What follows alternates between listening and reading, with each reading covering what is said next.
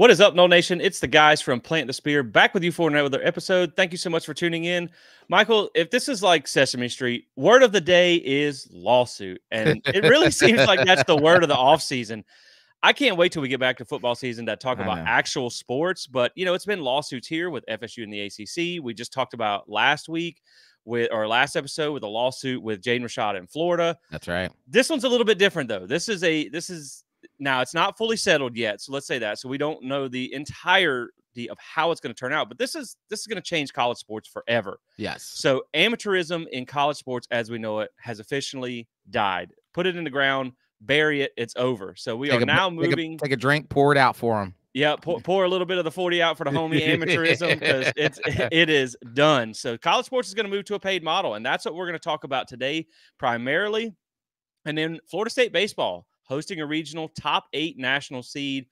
Got some things to talk about. ACC championship didn't really end how we had hoped it would, but hopefully they can make some noise in the regional. We have some good news to share there as well. So we'll get into that at the tail end of this episode. So again, thanks guys for tuning in. And Michael, thank you for joining me, my friend. How are you?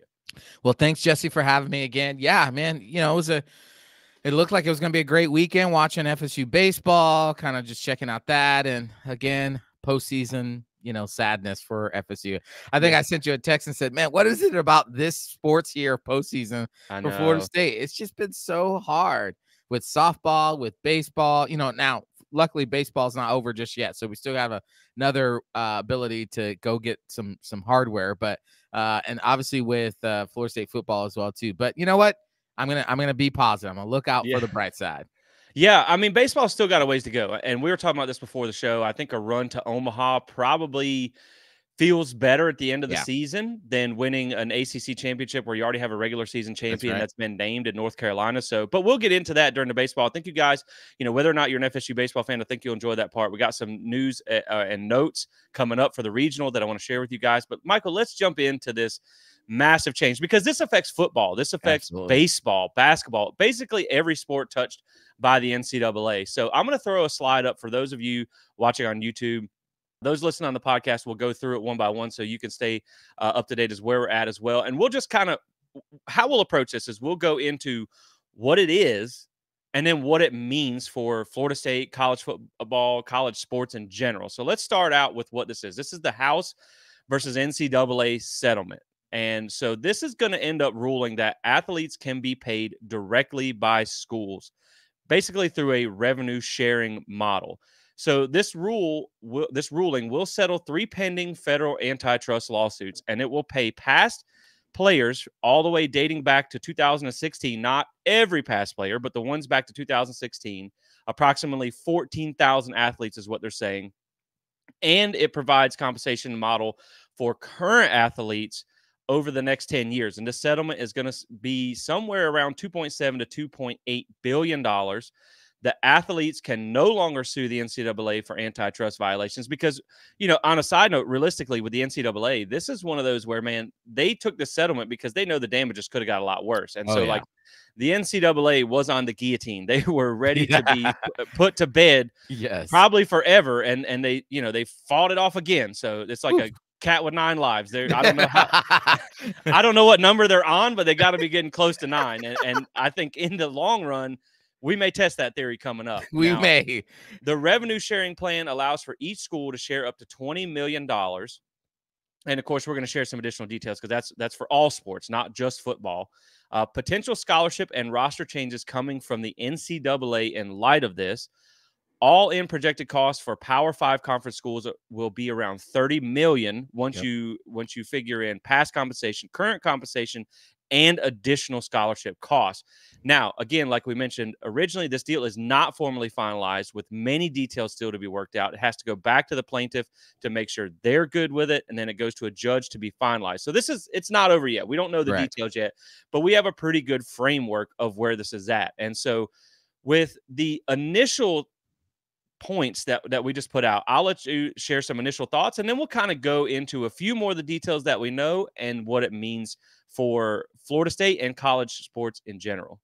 Yeah, I mean, I think you hit the nail on the head there. Like, it seems like the NCAA just has an unlimited amount of life, because right when you think they're dead, right when their like power bar gets to like 2, they somehow find a med kit somewhere, and they like if you play Fortnite, they just get all the way back.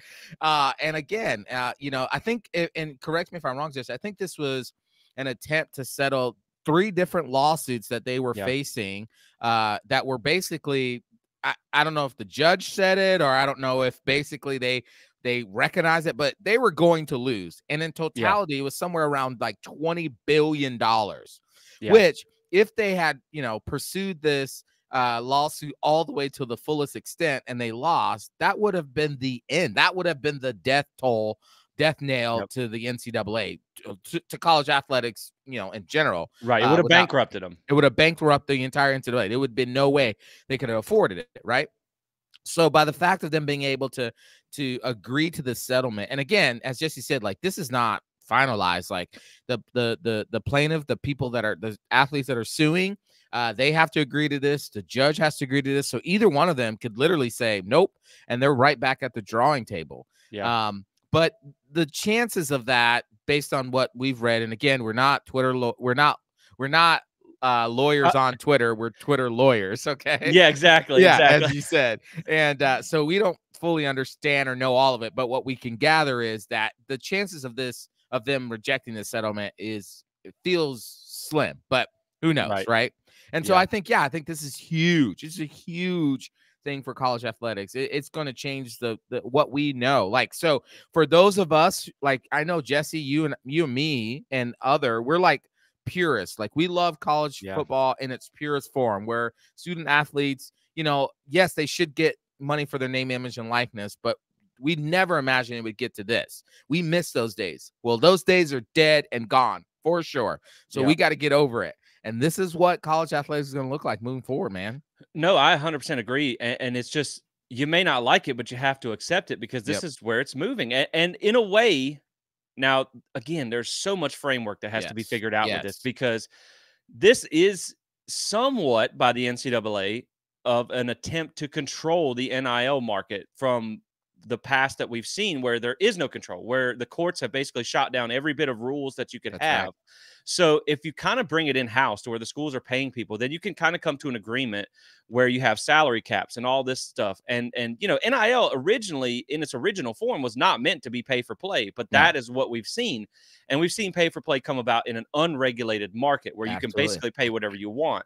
So at least this moves to kind of that NFL pro model, where you have, you may see roster changes and scholarship level changes, and we're going to talk about all that as well, but you'll see salary caps. Now, the thing that is still to be answered is, are these teams going to be able to go above and beyond that 20 million number every single year with the collective? So, like, can Florida State put 20 million towards sports, and then the Battles End can throw another 20 million on top? Because if you're looking to make things fair across the board, if that's what you're attempting to do, if you watch Major League Baseball, or if you've seen the Moneyball movie, just because you have a certain amount of roster spots doesn't mean you're spending the same amount on that roster. So if you have, if you have a hard floor and a glass ceiling, everybody's got to spend 20 million. Great. But you can also have a school like Texas or Texas A&M or Georgia, Alabama, where the big money schools could spend twice that if they wanted to, which again is another reason why the revenue gap, which we're going to talk about here in a few minutes, is growing ever more important. Now,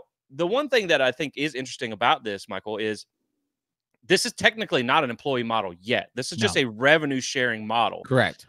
But me just kind of thinking on my own accord here, is this deal covers 10 years. Yep. And so that means at some point after that 10 years, a new deal will have to get negotiated. Now, we see this happen in pro sports all the time. It's called a collective bargaining agreement. Right. Currently, as it stands, the NCAA doesn't really have like a players union. And so is that going to be something that's going to be formed, where you now have a players union for when that comes around? Absolutely. That negotiation period comes around, they have a voice in the say too. And if you move to that, will you move, you start bringing up unions and stuff like that. Yeah. Will you move to that employee model? And if you move to that employee model, at that point, you don't really need the NCAA anymore. Nope. So I think you're looking at doing, in the future, this could be, and that's why I said they might have fought off that, losing that ninth life, but it's coming for them. They're still being chased. And so I think you will still see the eventual death of the NCAA. And I also think that this is going to move towards that power conference, really the four, maybe even super conferences, because again, when you bring up revenue gap, you say Power Four, but the Big 12 and the ACC are miles behind in a growing revenue gap. So will they even be able to compete? So this is going to lead towards that super conference environment, is what I feel, because this really separates the haves and the have-nots. Because when you look at $20 million a year, that's not really a big deal to an athletic department like Ohio State, who has the largest budget in the country at around $250 million, or even Florida State at $161 million. Yeah. But what about some of the smaller schools that are still in FBS, still in Division I, but not in the Power Five? Like, I think it was, I saw where Louisiana Monroe has an athletic budget of around $19 million. So this is their entire athletic budget. So you're going to separate these two. And I think it's funny that it comes at a time where you have playoff expansion that still includes them. So now you are going to have your mega giants competing. They're going to have to be David versus Goliath almost every single year, or break off and then just form the power conferences. But again, man, it's going to be kind of crazy, because this presents so many different things. This will allow for transparency, because if these players are being paid by the schools, then those will be legal financial documents that will be open to the public with Freedom of Information Act requests for at least public universities. So now we'll know how much these kids are getting paid. Right now I think there's a lot of assumptions in NIL. There's a lot of assumptions that, every kid's getting a Benz and $1 million. Yeah. Benz in a bag. Yeah. Right. A Benz in a bag, which some are. Some would probably shock you if you knew how much they got. I mean, we just saw the crazy deal with Jaden Rashada that we talked about, which this should prevent that because of transparency. If you promise that money, you'll have to follow through with it. But, how is that going to feel when you have all this money, or you see all these kids making all this money? How will people want to fund collectives? I mean, if you make $50,000 a year and your quarterback makes $5 million, you might not be so inclined, to be paying into that collective. How does this do with the division among sports? Because this $20 million is not just for football. This is for everybody else. So how does that go over in the athletic department when you're funding football with 15 out of the 20 million for a football school, and you're dividing the rest up? Or if you're a basketball school like a Kentucky or Kansas, you're probably going to put a majority of your money towards a basketball program. And we've already seen the Kentucky coaches, when Calipari was there, him and Mark Stoops, they already argued over whether they were a basketball or a football school. And you'll find out when you see how much real quick towards it. Right. And then the last thing, and I'll throw it back to you on this as well, as far as the transparency, is how does this go in the locker room when you find out that guy makes $5 million, and maybe you're a guy that, okay, you don't have as big an impact on the team, but you're making like 30,000 and it's not even close. Yeah. It's going to be, I think there are aspects where this will be good. And I think where there are aspects that will be a bumpy ride getting there. But I think ultimately, because of where we're at, if you went from no NIL to this, it would be a shocking change. You would be like, the college game that we know it is over and done with. But I think because of where we're at now, with NIL still exists, it's just completely off the rails. This feels good for the future of the sport. Yeah, for sure. Like, I mean, man, there's just so much to talk about with this. Like, when you talk about the cap, like you said, it's 20 million but that 20 million up to 30 million is really the Power 5 schools, Power 4, whatever you want to call it, since the Pac-12 is almost officially dead. And so those group of 5 schools, those small schools, they're chunked into partial payment of the settlement if it goes through, and then paying of athletes. There's going to be a lot smaller than the Power 4 schools are. The Power 4 schools will have that 20 million set aside. So when you talk about that cap, like you said, I think it's a great dialogue and question, because for a school like, let's say UCF, here in Orlando, yeah, sure, 20 million, but that's probably all they could really do.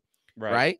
Whereas, like you said, Ohio State or another, big time school, Big Ten or SEC, they're going to have the 20 million plus the additional money. I know we'll get to that in a second about the revenue sharing from TV contract, but they're going to have additional money. So is it a true salary cap? The NCAA is trying to incorporate here, because it really isn't. And the only way it becomes a true salary cap is through the collective bargaining. And so what the NCAA has done is basically a poor man's way of trying to move towards a collective bargaining agreement. The problem with that, though, is they're also out there. They're, what's the saying? You're talking out of two sides of your mouth there. Yeah. Yeah. You're Okay. talking out of both sides of your mouth. Yeah. Talking out both sides of your mouth, because on one side, they're saying, yes, we want to move to this kind of deal, and it's a quasi collective bargaining, blah, blah, blah, blah, blah. We can play players. But on the other side, they're also petitioning Congress to create laws to not make student athletes employees. Right. You cannot bargain unless they are employees and they unionize, right? And so, again, this is where the mess is in this model. It's like it's a temporary Band-Aid. It's like it's like getting like a cannonball gutted through your belly, and then you're putting like a little Band-Aid over it. Like there's a hole in your belly.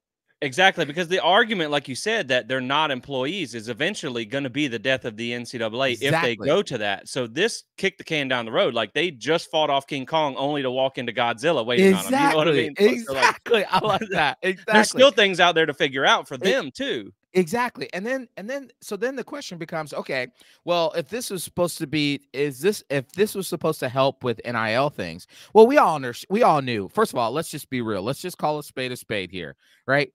Paying for play was happening long before the NIL came to be. Exactly. Now, I'm not saying Florida State's guilty of this. I'm not saying anybody else is guilty of this, right? I'm just saying we all know we were paying players long before this became a thing. NIL was supposed to be name, image, and likeness, meaning that Jesse or I, if we were Division I athletes, gosh, I wish we were right now, but if we were Division I athletes, we could go to a car dealership and say, hey, I will drive around your car. I will shoot commercials if you pay me this much money. What it became was, if we, the fans, give to this collective, then they will give money to the players. The collective will, not the school. And then it's basically inducement, right? And so this idea of the 20 million was supposed to help cure some of those laws. Well, here's a question for you, Jesse. Like you said, if the schools are now allowed to pay players, we'll get to know what they make. But if the collectives are still part of it, the collectives are private nonprofit. They don't have to report what they give. So we will only know, again, just a partial truth of what a player makes. We don't know on so if a player is making $1 million, but they're only getting 200,000 from the school, we won't know they're making 600,000 or 800,000 from the collectives, because the collectives aren't required to report that information unless the school brings the collective under them, which then they would be required. But that's the thing. Like, so some of this is still trying to be worked out and figured out in that process. Yeah, I think you're right. There's still a lot of gray area to be answered because, like you said, I mean, it's a great point. We basically have moved from McDonald's bags of cash to now NIL payments, which make absolutely no sense, where it's like, all right, man, you reading a 30-second ad for Bojangles or like a car dealership, is that really worth $5 million a year? And if so, like, how do I get in on that? But Bojangles, call us. Exactly. Like I love chicken tenders, man. Hook me up. But I think it really is, because it's not about your value as a brand.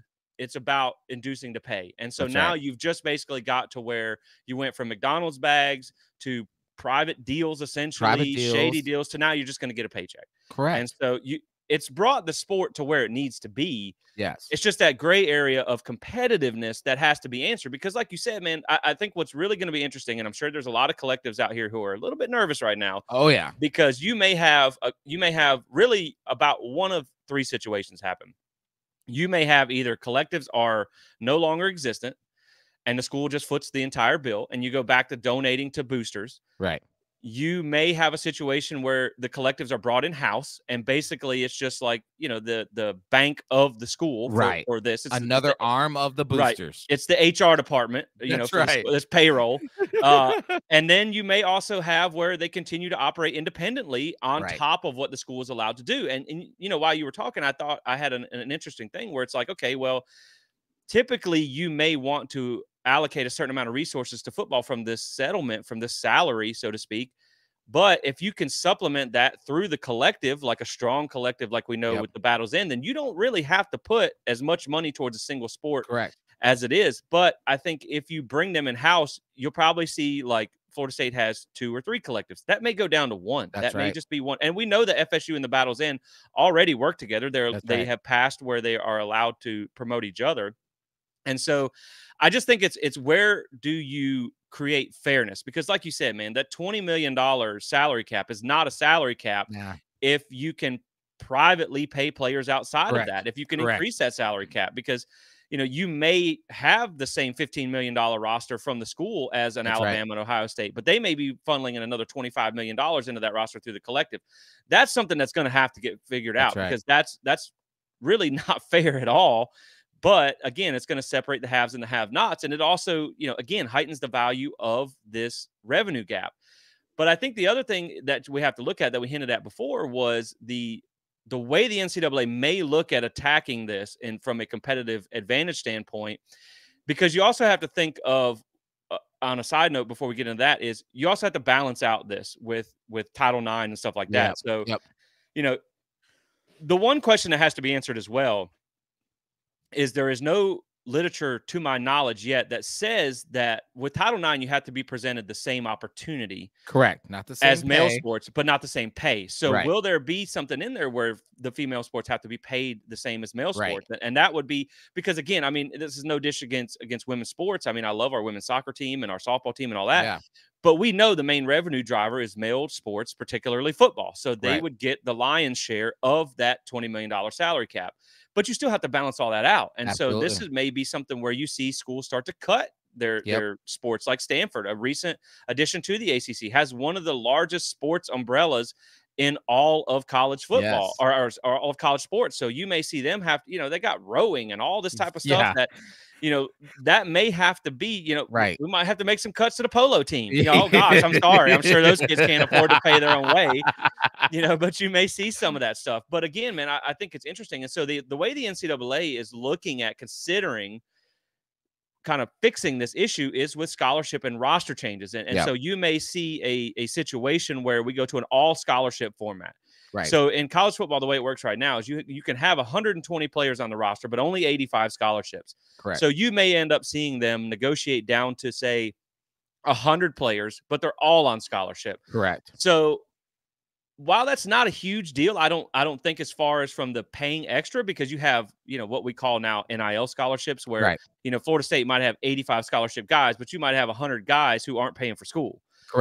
Through NIL deals. And that could still exist, in the form until we figure out what they're going to do with these collectives. But it does help to a degree that the other sports like baseball, who cannot cover their full roster with scholarships because they don't have that many to give.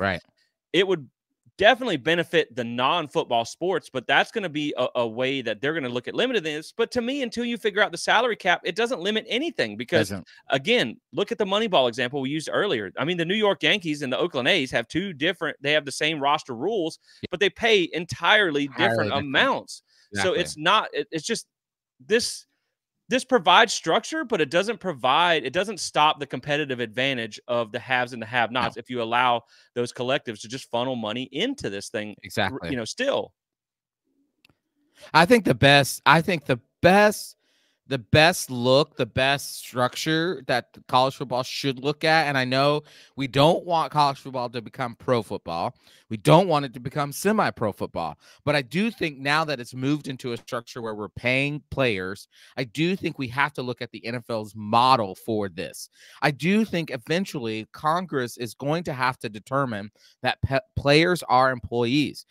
That determination, that law would then allow players to unionize, to come together, and then collectively bargain, which would then create a real salary cap. You look at the NFL, they have a salary cap. So I'm just going to throw out a number there. I don't know what the actual salary cap is right now, but let's just say the NFL salary cap is somewhere around, I don't know, $255 million. Okay, so each team has $255 million to pay. Basically, what that means is that there's a hard cap, $255 million. They cannot go over that number, right? And so if college players and the college commission, well, let me go back real quick. Here's what really needs to happen. They need to go to these super conferences. So you have the 2 big or 3 big super conferences, and then you need one commissioner and then the sub-commissioner of each miniature conference. That one commissioner then negotiates with the player union of college football, and they come up with a true salary cap. So let's say that, schools can't spend over the Power 3 conferences can't spend over $50 million on their roster. That's a salary cap. Now you're going to have competitive balances. That's why the NFL, that's why dynasties like New England are rare, are few and far between, because you have competitive balance across the league that you can't sign. You don't have Ohio State, Alabama, Texas, and all of them who have the most money signing all these 5-star players, getting all of these 5-star transfers, and then everybody else is kind of getting the leftovers. Like, that would solve that problem, but it won't start until Congress. This is a wild thing, but yeah, it won't start till Congress actually makes that jurisdiction. And right now, there have been several bills drafted for Congress to make that decision, but it has not been what they would deem, the most important issue, which, I'm not trying to get political. It's understandable. Right. There's so much more else that's going on in the world. But until that happens, you're going to have these situations where every 10 years, the NCAA is going to find a way to renegotiate that thing. And then that's what's going to happen. Some players are going to rise up. They're going to come to the NCAA because that settlement, if it goes through, Jesse, again, we have to make sure we point this out. That's a 10-year deal. After 10 years, if players want, if there is no collective bargaining, if players want to get together and re-sue the NCAA again, they can, right? And so then you're back at the same stage. And so this won't ever get better, or at least get to the place that it would be the most healthiest, until they get congressional action. You're going to see these schools, these whatever schools with the most money dominate because they have the most money to be able to pay the best. I also think real quick that too, what you're also going to see is, because schools now will, if this goes through, will not have to pay their players, I think you're going to see, I'm predicting you're going to see a reduction of coaches' salaries. And I'm not saying that current coaches are going to lose money. I'm just saying new coaches coming into head coaching salaries or anything like that. You're long gone are the days of the $10 million coach after he wins a national championship. Long gone are the days of the $2 million offensive or defensive coordinators, because they just won't have the money. Even these big name schools won't have the necessarily monies because they're trying to get the best players. Yeah, and I think a couple of interesting points to that is, first off, when you talk about a salary cap, and when you look at this $20 million number, in its current structure, in its current form with NIL, that number is extremely low. You have some rosters here who probably take up half of that budget right now, and that's without them freely being able to spend from a school's perspective. This is only from the collective. So if you add in that 20 million, I mean, that number's going to go up. That number's not going to go very far. Correct. But I think it does speak to the issue of not having that governing body right now as it is, because you have to go to the government. You have to go to Congress to even get this action to be taken care of, because there is no one looking over the sport of college football as a whole. It's sure to heck ain't the NCAA, because they're not doing anything. So I think that is an important thing to have that structure provided from the government perspective until you can get that governing body who can do this for you. Because we've said this 100 times before.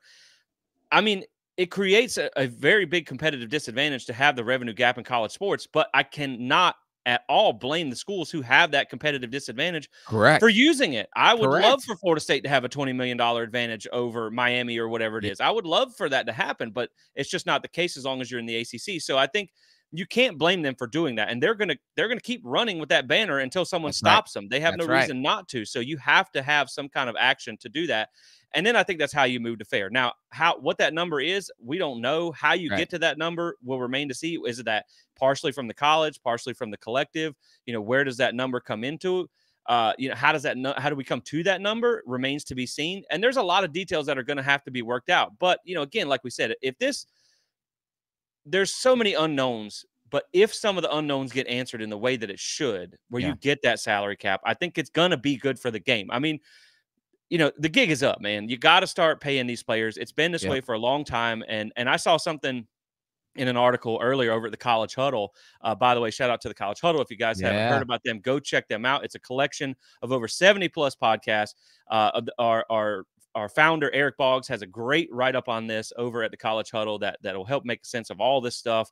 That's where a good bit of my information is coming from as well. So check out the College Huddle. We're excited to be working out with those guys all season. But, I think when you look at this, man, you have I think he said there was like 200 and something million in coaching buyouts paid in 2023 alone. Wow.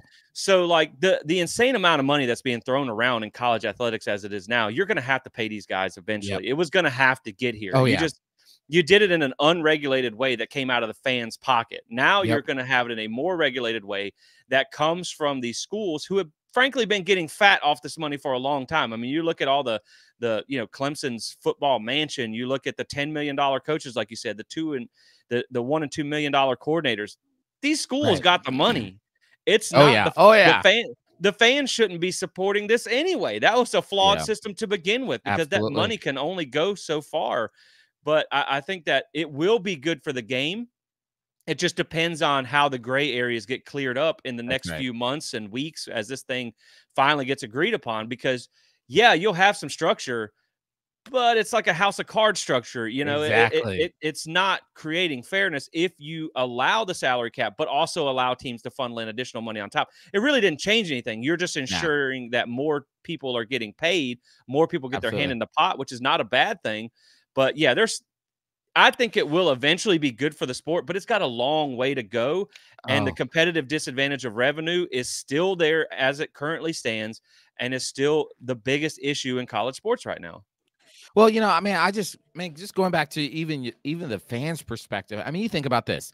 Technically, the reason why we're in this situation right now is because back in 2014, remember we talked about this in a couple episodes ago, is that the NCAA ruled that, the courts ruled that the NCAA's model for student athletes and how we pay and all that stuff was illegal, that we were preventing free marketing capitalism for student athletes.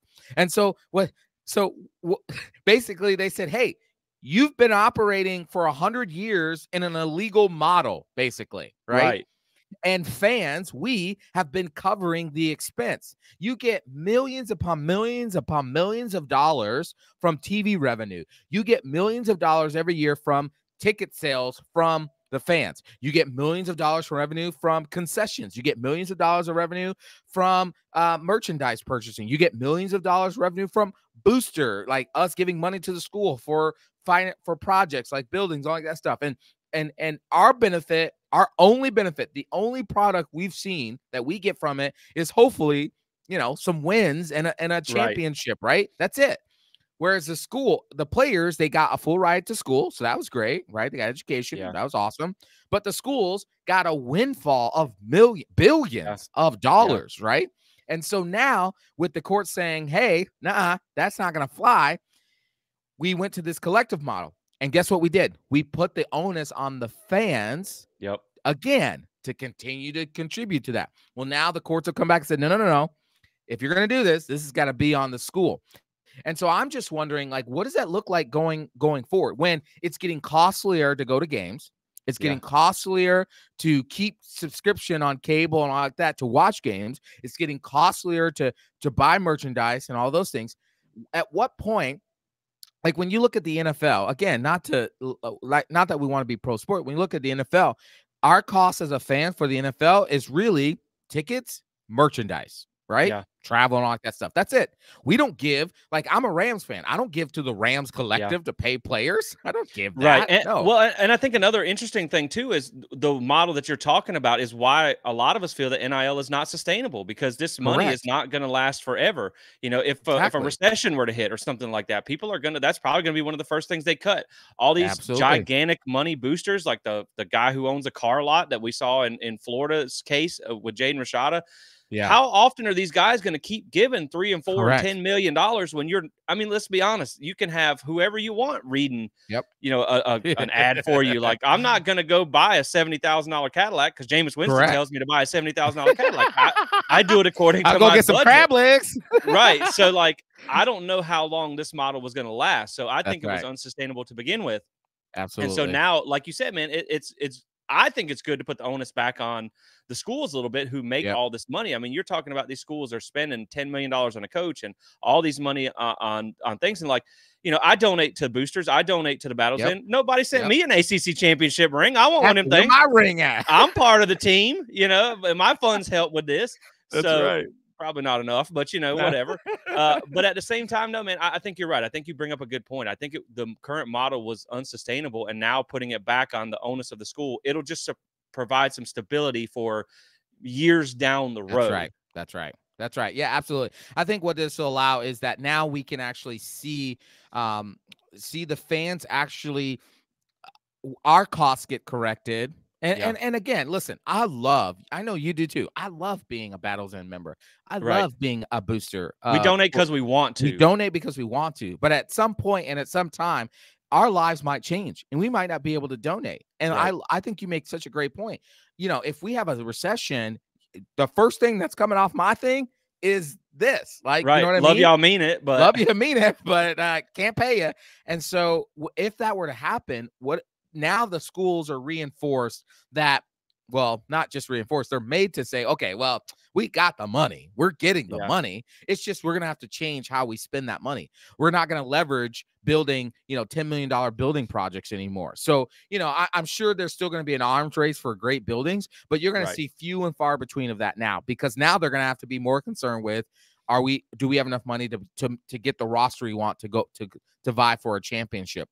Do we have enough money? You're going to see coaching salaries go down. You're going to see, like you said earlier, you're going to see a very concentrated and difficult conversation in athletics around, okay, well, man, do we need this lacrosse team, men and women, right? Yep. Do we really do we need this rowing team? Probably not, because we can't afford it. Do we need this? And with Title IX, again, like you said, it doesn't require, at least right now, it doesn't require equal pay. It requires that if we have this sport for this, we have to correspond that with this same opportunity for the opposite sex. And so what does that look like? And moving forward, I think some of these decisions in 10 maybe 5 to 10 years from now, Jesse, and hopefully we're still doing this, we're going to be talking about an entirely different college sports landscape. I agree, man. And I mean, even when you talk about the ACC versus FSU lawsuit, what you saw North Carolina come out and say 6-8 months ago was that we have a lot of sports and we cannot sustain this model of floating a lot of sports. They're going to be operating at a $17 million deficit this year and $100 million over the next 10 years. And that, I don't know if that even figures this in. That was made before this was finalized. So it could get even worse. So you may see them have to make some of these cuts.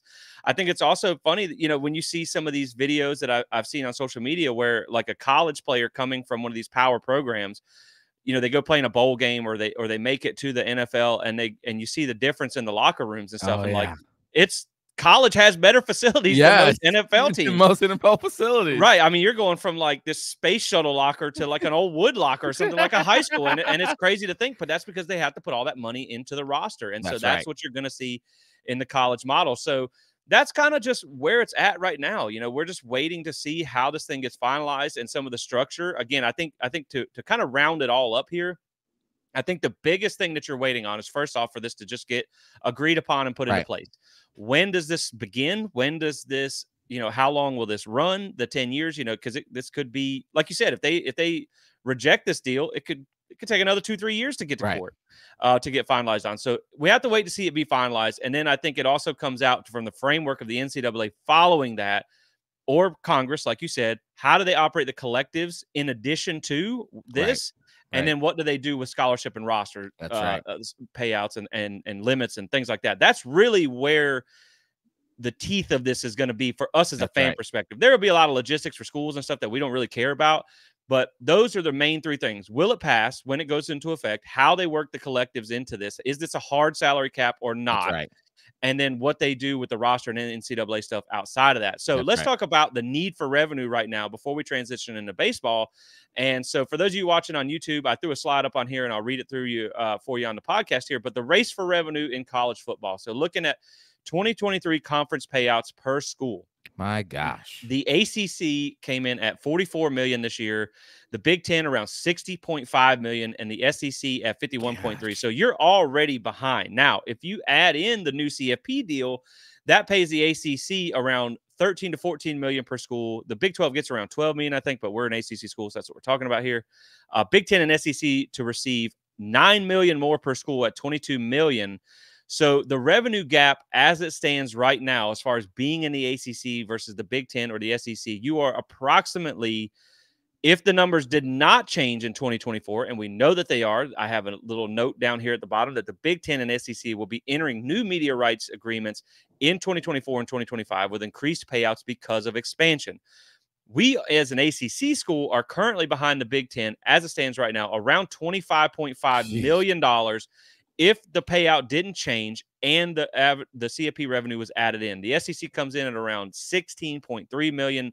You're trailing as an ACC school. So the interesting thing right here, not even looking at the future budgets, because we know those are going to change. And unfortunately for the ACC, they're locked in right now. Unless they negotiate something in 2027, which why does ESPN have any reason to pay more? Right. They have no reason to. That $20 million salary, check that you got to cut every year, you're already like, basically, if you're competing ACC versus SEC versus Big Ten, that $20 million is basically free and above what you're getting paid for the Big Ten and the SEC, because you're almost at that number in just the revenue gap. So it's almost like if you're in those two conferences, you're competing against yourself. You're barely even competing against the ACC. I mean, really, from an ACC perspective, you got to figure out how the heck to get out of here. That's priority number one. But two, you may be looking at a situation where you just have to play Moneyball and do the best you can. Unless, now, of course, there's different ways that you generate money outside of the TV contracts. Florida State's been really good about that, but there's only so much you can do, because we know that revenue gap is going to continue to grow. So if you're looking at throwing a $30 million cost in the laps of these schools, and you're already 16 to 25 million behind and getting worse, man, the heightened sense of getting out of here is never been greater, because of the need for money in college sports has never been greater. And I'll throw it back to you for some thoughts on this. But man, first off, I mean, what are we doing in the ACC? We're still paying John Swofford $3 million don't get me per started. year in the deal that's come out. The documents that have come out about their payouts, they're still paying the guy who crashed the conference, promised a sweetheart deal to his family member for Raycom Sports, and is still making $3 million a year. So man, that's just that's like salt on the wound of getting out of here. But when you look at the bill that you're about to have to foot, and you look at the revenue gap that you're already dealing with, that's only going to get worse. The need for getting out of the ACC has never been higher. Oh my gosh. I mean, think about it. You're making, you pay out is $44 million right now, $44 million. Okay. And when the new college football invitational deal comes through, you're going to make an additional 13 to 14 million. That gets you to 58 million. Well, then you have to count, okay, well, 20 million, and probably because you're a Power 4 school, really 30 million, right? Of that money has to be set aside. So you take that 30 off of 58, you're now down to what is that? 20 million, $28 million. Now you're already operating at even a worse deficit than you were before. Okay, now let's go to the Big Ten. Big Ten at $60.5 million, right? They're going to get an additional $22 million, upwards of $22 million. So that's about $82 million. You take off their $30 million, they're at 52 to your 28. Like, I mean, you can't compete. It would take you eons before you would ever get into a competitiveness with them, because they're going to be able to get the best players. They're going to be able to hire the best coaches. They're going to be able to provide the best facilities. All those things that we said that might be, changing, they're still going to be able to get the best of it because they have more money. Whereas you're just hanging afloat trying to pay your football team, your basketball team, your baseball team, all those other teams, while also shelling out money for all that. Man, there's no way. What in the world are we doing? Why are we still in this conference? Like, it is negligent. It is negligent what the ACC has allowed this conference to become. I mean, it's very clear of this. And again, like you said, the fact that our former conference commissioner literally wrote himself in the deal where he gets paid out money as if he made a successful conference because he was able to swoop in and tear up the Big East for, some programs like Virginia Tech that hasn't been Virginia Tech of old. Miami that hasn't done anything in 20 years. Speaking of things that have died. Speaking of things that have died, exactly. Exactly. Boston College, Pitt. I mean, like, what are we doing here? Yeah. Like, Greg Sankey, if Greg Sankey had done this in the SEC, or I can't think of the Big Ten commissioner, Warren, I think it might be, is his name. If they had wrote this in, you'd be like, yeah, makes sense. Look at all the success they've had. You can't say that for that. And this is why it is more important than ever. And every time we get on here, we say this: we got to get out of this godforsaken conference. No, I mean, I agree. And some of the projections have the new Big Ten contracts in the coming years, not even down the road, at $75 to $90 million. And I mean, it's going to get worse. And like we said, your revenue's not going to grow in the ACC, not on its own accord. I mean, it has grown over the years. Like the payout has gotten a lot higher, but it's not going to grow at the pace that the other ones are growing, especially when you factor in all the new programs that they've had that will bring bigger payouts. So, man, it is.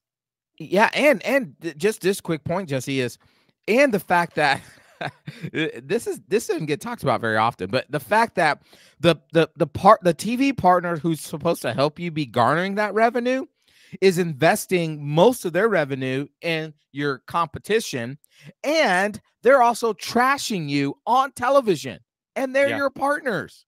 Like their hosts, their co-hosts, their biggest game day show is literally telling the world the way their talking heads do the preseason votes and basically have like 9 SEC teams above you. Like they're literally telling the world, don't watch the ACC. They're terrible, even though they're supposed to be your television partners. Right. They tell you you're a second-rate conference because, I mean, even look at the playoff spot distribution. So they tell you you're a second-rate conference. So, again, man, it's just if you want to compete on that higher level, because it's also not like when the Power 4 conferences agreed to this deal, and I think this is important too, the revenue distribution is not equal. The playoff distribution is not equal. But the payouts you have to spend are equal. Yeah. So, that's like, me making $50,000 a year, you making $100,000 a year, and, whoever, John Smith, making $150,000 a year, and we all have to live in the same neighborhood and buy the same house. Like it's just not, it's not going to work if you want to compete at that level.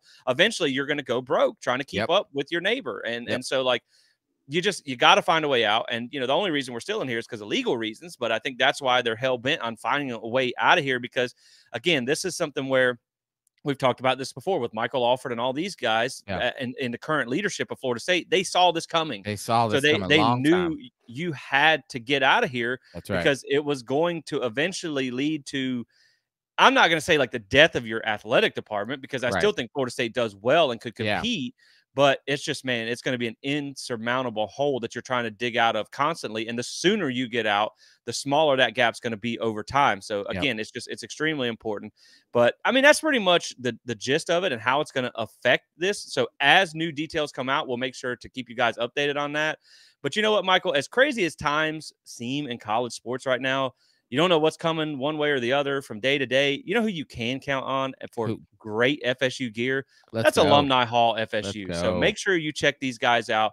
If you're headed to the regional in Tallahassee this weekend, they are at 1415 Timber Lane Road. Stop by, pick up some baseball gear. They have all kinds of stuff from hats and jerseys and T-shirts that you guys are going to love. They have a 2 for $38 T-shirt deal that you can load up on some good gear for. And the best part is you can save 10% by using code SPEAR online or in store. So that's alumnihall.com, navigate over to the FSU page or stop and see them in Tallahassee. So speaking of baseball, Michael, let's jump into this regional real quick. We won't go too in depth in it, but I just want to set the stage for those who enjoy the baseball part of this podcast. So here's the thing, man. First off, congratulations to FSU baseball. Yeah. You got postseason baseball back where it belongs, inside Dick Howser Stadium in Tallahassee for the first time since 2018. Really excited for them to be able to host. And let's be honest, they need to host. They are, I think, 27-4 at home and 8-10 on the road. Oof. So this is huge. And the fact that you earned a top 8 national seed, which also means you get to host a super regional. That's right. Which, if you make it for the 12th time in program history, which also happens to be an NCAA record. That's right. So again, man, that's going to be huge for you to host because of the decided advantage you have against, from home to away. Now, looking at the Tallahassee Regional, which starts on Friday, Florida State's first pairing is going to be against Stetson. This is a familiar opponent. We have played them twice this season. We split the 2 games. Florida State took the first one early in the season by a score of 1-0. Now, only 2 weeks ago, this makes you a little nervous. Stetson did grab the win. That's right. They were at home. We were on the road for this one by a score of 10-5. So Stetson also split 2-game series with Florida and UCF, who's also in this regional. You have Florida State, UCF, Alabama, and Stetson. So the thing about Stetson, man, is I feel like when you go back and you look, so Stetson, when you look at RPI and your schedule rankings and your quad 1 wins, they're 1-4 in quad 1 games. That one win was against Florida State. So obviously you are going to have to be on guard. You know what I mean? Because that you are the one good win that they have. But I think when you think about it, Florida State obviously has been dealing with pitching injuries from the bullpen. And when they played Stetson, that's a midweek game. Crazy things happen in midweek games. If you lose that, it doesn't really hurt you because of the other opponents that you have on the schedule. Well, for a team like Stetson, Florida State is one of your only quad 1 games. They only played 5 quad 1 games. So you're going to throw everything you have to try and get that quality win. So I think matchup you see this time, if you give Stetson your better pitchers, your more of a weekend style rotation than what they saw in the midweek, I think that makes you feel a little bit better there. But still, this is a quality team. And oddly enough, man, I saw some power rankings yesterday from a stat guy that I follow on X or Twitter. And the Tallahassee Regional, by power rankings, was the second hardest regional to win. So it's going to be a little bit tough to make it out of here to even get to that super regional. So your first opponent, like we said, is the Stetson Hatters. They are 40-20, 40-win season, coming off an ASUN championship where they defeated Kennesaw State, who is a good team as well. Now, if you want a more in-depth write-up, I did put an article on our website, What's Ahead for Florida State in the Tallahassee Regional, where you can read a little bit more in-depth for this. So if Florida State, so go check that out at plantandspirit.com. But if we get past the Hatters and we stay in the winner's bracket, you will then face the winner of UCF and Alabama. So just kind of looking at the teams here, looking at UCF, they, to me, looking at the numbers without really digging into analytics, they look like kind of the weakest of the seeds here. And they are 35-19. They do have wins over Stetson, Florida, and Miami, but they're only 4-8 in quad 1 games with an offense that ranks outside of the top 100 in scoring, runs per game, and batting average as a team. Now, they have a good defense. They have the best ERA and the lowest amount of runs allowed of all the teams in this regional. So they're probably going to rely on defense, but they're going to be playing Alabama. And now I will say, as far as UCF, they did beat number 19 3 times this season. So again, man, they can compete. Alabama, to me, is the sneaky team in this regional. When I was doing some research on them, now they may have the worst winning percentage of all the teams in here at 33-22, but they're 24th in RPI. The Knights, UCF, are 33rd. Looking at RPI for Stetson, they're all the way down at 100th. But a lot of this has to do with that strength of schedule that they have had. They have played, and they got like Florida's football schedule in 2024. Like it is unreal. It is a top 10 strength of schedule. So keep in mind, Michael, we were mentioning earlier. So in quad 1 games, Florida State has played 16 quad 1 games. They're 8-8. Stetson has played 5. They're 1-4. UCF has played 12 quad 1 games. They're 4-8. Alabama has played 35 quad 1 games. That's wild. That is insane. And they are 15-20 in those games. So now here's the lineup of some of the games, the highlights of the games they played. They've had series against number 1 Tennessee, number 2 Kentucky, number 4 Texas A&M, number 5 Arkansas, number 11 UGA, number 15 Mississippi State.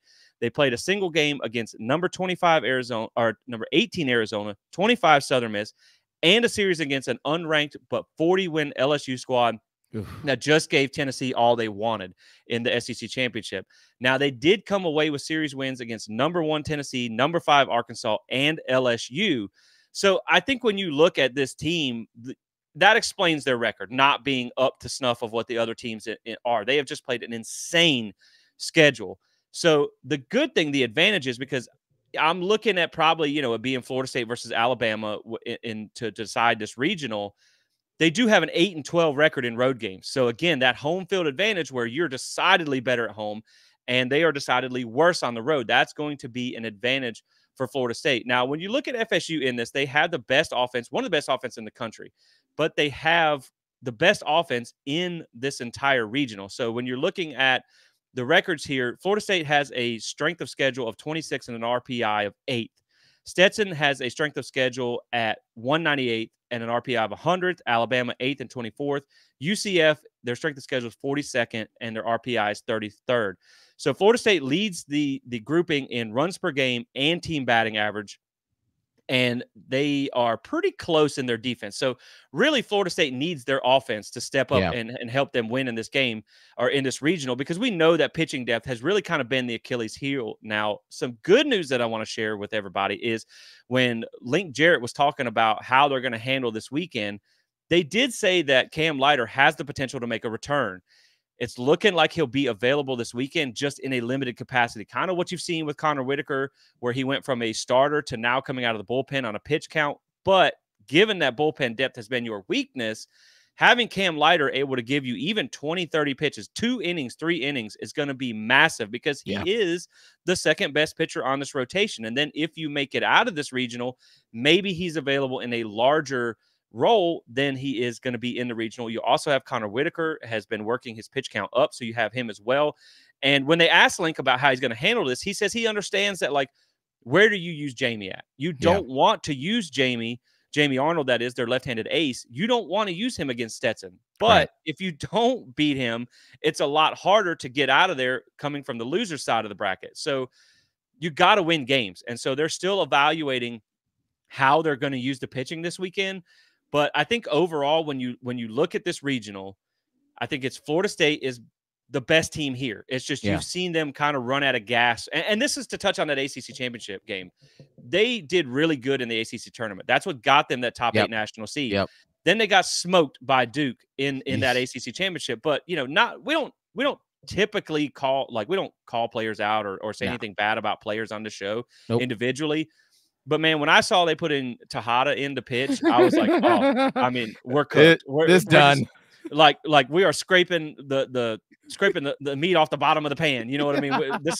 It's just you ran out of gas. And I think the interesting thing, too, is when you look at these 3-game series throughout the season, a lot of times you go in, you try and get that Friday win to set the tone. Then you try and follow it up with your best pitching on Saturday. And then Sunday is where usually you see the opposite team win or you get blown out or something. It just doesn't match the other scores. That happened with Duke earlier this season. Florida State did win the regular season series against Duke.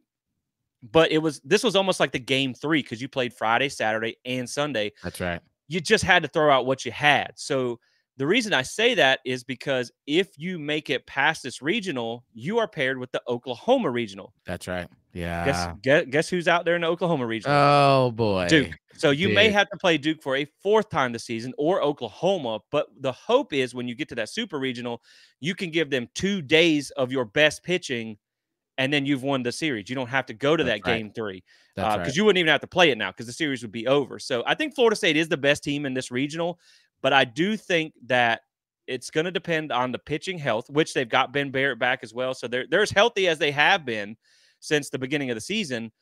But you have the best offense. You have a comparable defense, and you should win. But Alabama is going to be my biggest concern. But again, it starts by getting past Stetson, because you can't overlook them. But I think it's a tough but winnable regional for Florida State. And then then of course you'll turn your focus on the super regional, and thankfully you get the host. Yeah, man. I think I got to watch the baseball selection show preview, and it was really cool to see. I think I think Stetson, when they saw that they were in the Tallahassee regional again, they got jacked. They got juiced. Yeah. Like they're not like, oh gosh, Tallahassee. They're like, oh yeah, because they beat us once. I think it was there at their place. It was. But they got to come to Tallahassee and play us again. And like you said, I think this time around, Florida State will be able to kind of throw the big guns at them, which will hopefully and likely overwhelm them. I think the biggest interest, like you said, is that Alabama team. I mean, gosh, 35 quad 1 games. That is absolutely ridiculous. As you were saying that, I was thinking about Roll Tide Willie. He's like, hey, give nothing about the Tide. Blitz, Bama blitz. Like, that's what I kept thinking. Like, they don't care. They'll play anybody, anywhere, anytime. They have gone through the gauntlet. So if there's a team that you want to be weary of, going into that Tallahassee regional, it would be Alabama. Now UCF, yes, they've beat Oklahoma State 3 times, and my son's going to the UCF baseball camp, so I have nothing bad to say about them. Right. I want you to treat my son well, but you might have a difficult time in the Tallahassee regional. But we'll see. I think it's going to be a great regional. I just, my hope is that if they're able to win that regional, you're basically, because you became a national 8 seed, if you play well, you can ride out at home all the way to Omaha. You could literally play all the way at home to Omaha, which, again, Florida State 27-4 at home. They're better at home than they are on the road. And so this is a great opportunity if they can find a way to put together those 3 great games, get to the Super Regional, get some revenge, probably, maybe against Duke, or play Oklahoma, and maybe get some revenge for the girls softball team, and then see ourselves to, man, Jesse, wouldn't it be a great opportunity to return to Omaha in year 2 of Link's tenure? It would be huge, man. I mean, hopefully, again, we saw earlier this season where Hauser was packed, over 6,000 people for like all the Florida and Miami games. So you're hoping you get that home field advantage. From a crowd perspective. Hopefully there's a little, Mike Martin magic floating around as well. Maybe you have something similar to that, like 2019 run. You just, what a run. You just get to have it at home. So that will definitely be a decided advantage. But yeah, man, I mean, really, like, when you look at it, it's just Florida State had kind of a bad shake of things where later in the season, when you were playing your toughest games, you lost a lot of your pitching due to health reasons. So if you get them back, you still feel like you're the best team in this regional. It's just, man, if you want to tie this into football, this is kind of like the conversation we've been having about the CFP going forward, where you may have an SEC team that's, 9-3 up against an ACC team that's 11-1. But when you look at that gauntlet of the schedule they've had to go through, you understand why maybe that 9-3 record is better than that 11-1 record, just depending on how it looks and what you played.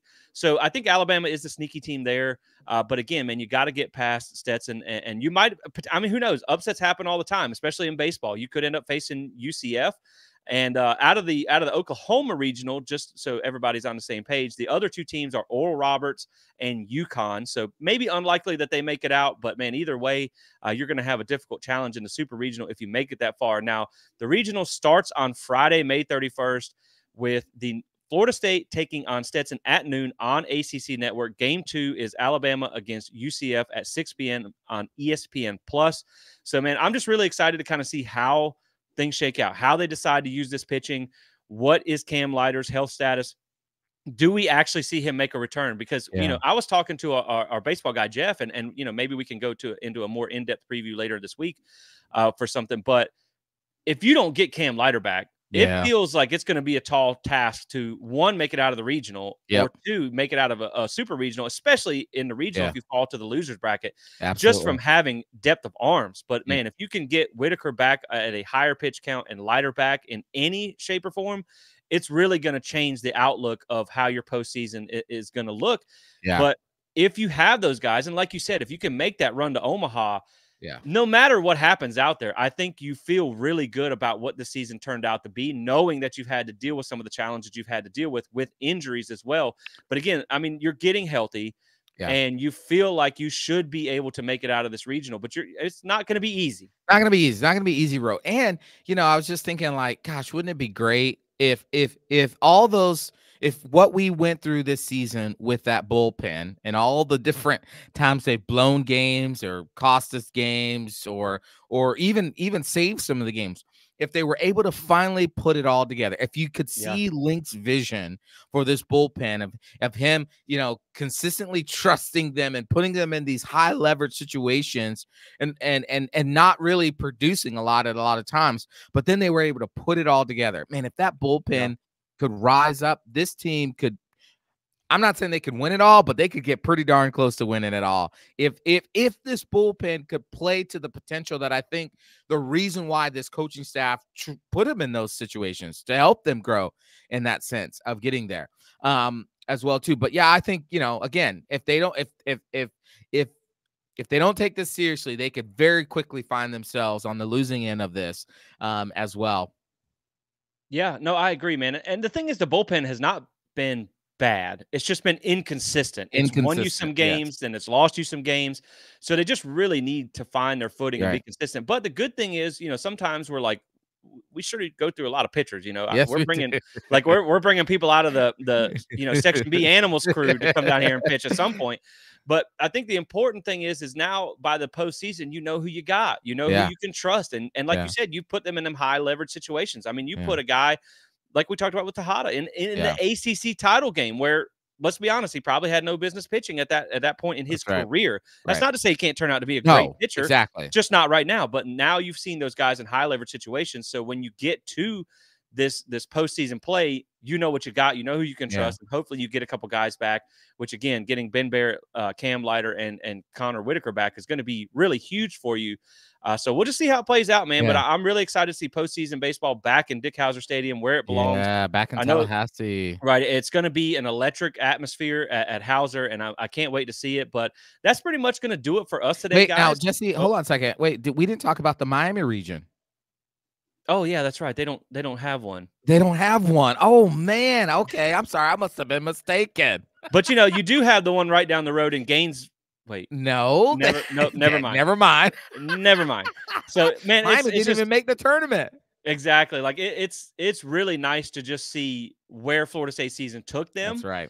But like we said on the last show, now is where you have to go out and make it mean something. That's right. Winning 42 games means something. Trust me. It's not something that will be overlooked. But now's where it pays off. Yes. No one, it's just like the 13-0 up until the snub. It was great, but it doesn't mean a whole lot because you didn't capitalize on it. There's recruiting and things like that where it matters. For sure. But now's where it's money, and you got to make it count. So I'm excited to see where these guys go. I mean, if the bats show up alone, they have the offense to carry them out of this regional. It's just the pitching is going to have to show up to match as well. And, I don't envy Link on having to decide on how to disperse resources, but I'm sure he'll figure it out. I think this is his 4th time as a head coach hosting a regional at different universities. So he's experienced. He knows what it takes to get there. They did the unthinkable with Notre Dame and a couple of years ago, trying to really getting a impressive series run there. So, man, I can't wait to see it play out. I'm gonna be a little nervous because I really want us to do well. But that's man. I get so mad. Like, it's funny the other day, and we'll end on this, but I was watching the Duke game, and of course, you guys know, most of you know that I live in Charlotte, and I was thinking about going, and thank goodness I didn't, but I'm glad I didn't because I'm just watching it at home on TV. I had to work that night, so I woke up a little early to watch it. I was just getting so mad, like the second grand slam, I'm like, I'm glad I'm not there because I'd be probably power slamming a Duke fan, off the dugout or something. Like, man, it's just, you just want to see him win, man. So I'm hoping best of luck to those guys in this regional. I know they're going to do well. I know Link's going to have them ready, but I'm just excited to see how this goes. But guys, thank you so much for tuning in. Make sure you check out Alumni Hall FSU and support those that support us. Drop a like and subscribe or a rate and review on the podcast if you enjoyed this episode. Of course, we appreciate everybody tuning in. And we will be back with you with some different shows over the next couple of weeks. Michael is going to be out of the country. Yeah, he's dipping out on us for a little bit. So we're going to have some different faces on here appearing over the next few weeks. So I think I got some plans that you guys will enjoy for some shows coming up. So make sure you stay tuned to us. And again, check out plantthespear.com where we have that baseball article previewing the Tallahassee Regional, as well as all of our other content. So thank you guys so much for tuning in. And as always, go Noles. Go Noles.